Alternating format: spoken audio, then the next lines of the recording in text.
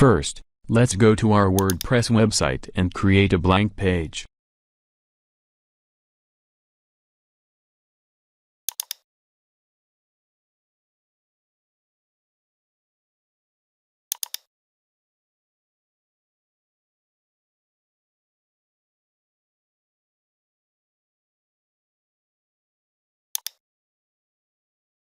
Give it a title. It will be above your YouTube video.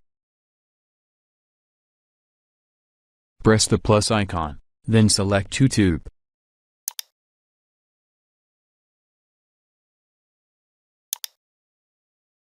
Go to the YouTube video you want to embed, right-click it and select Copy Video URL.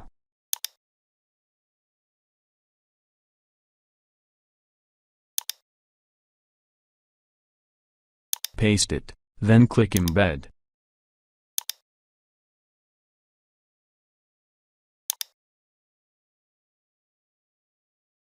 Let's publish it.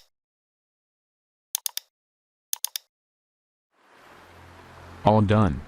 Please subscribe.